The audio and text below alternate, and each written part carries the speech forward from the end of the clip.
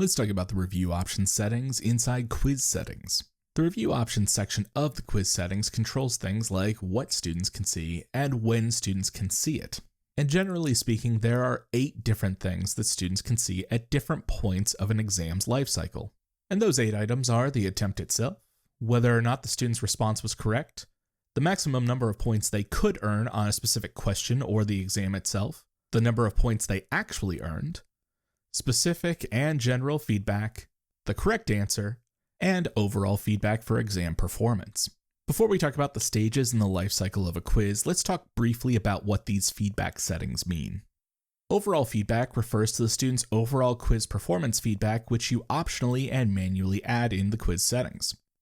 General feedback is feedback on the student's performance on an individual question and is manually and optionally added when you create the question. And finally, specific feedback is feedback provided for individual responses to a question. This feedback also has to be manually added and is optional. And these are just 3 of the 8 different options that you have for what students can see at different points in the life cycle of a quiz. It's also worth noting that some of these settings are dependent on one another. For example, a common point of confusion for instructors is they want students to be able to see how many points they earned. But for students to see the number of points that they earned on the quiz or on an individual question, they first need to be able to see the maximum number of points that each question was worth, or the maximum number of points the entire exam is worth. So maximum points must be enabled before points can be enabled. Now that we've talked about those 8 display options, let's talk about the 4 distinct phases in the life cycle of an As You Learn quiz. The first phase in the life cycle is called during the attempt, and this is what the students can see while they're actively taking the quiz. So naturally, this phase begins when the student begins the quiz.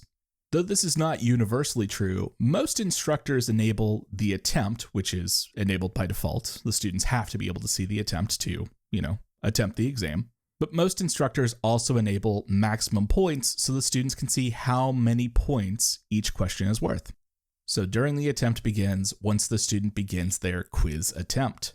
This phase of the life cycle of the quiz ends the moment the student submits their quiz. Once the student submits the quiz, we move on to the next phase, which is immediately after the attempt. During this phase, most instructors enable maximum points and points. Like we mentioned earlier, for students to be able to see the points that they earned, you first need to enable maximum points. So again, immediately after the attempt begins once the student submits their quiz attempt. This also starts a timer, and that timer lasts for 2 minutes. Once that 2-minute timer expires, we move to the third phase of the life cycle of the quiz, which is called later while the quiz is still open. During this phase, most instructors enable maximum points and points so students can see how they did on the quiz. Now, some quizzes actually end their life cycle right here, but there is an optional 4th part of the quiz life cycle, and that optional part begins once the quiz closes. This part of the life cycle is naturally called after the quiz is closed. If you look at your settings in your quiz and you see that you cannot select any options in that column, that's because you have not optionally enabled a close date and time for the quiz in the timing section of the quiz settings. Once you set a close date and time for your quiz, those options will now become available.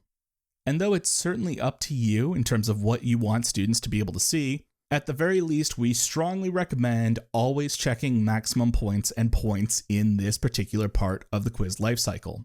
This is a common point of confusion because if you do not enable maximum points and points, the grade for the quiz will not push to the gradebook, which means you will not be able to see the quiz grade in the gradebook, it will not be factored in the course total, and the students will not be able to see how they did. Some instructors also optionally choose to allow the students to see, at this point, the attempt, whether or not their response was correct, and what the right answer was. Again, there's no formal requirement, but we do recommend at the very least checking maximum points and points.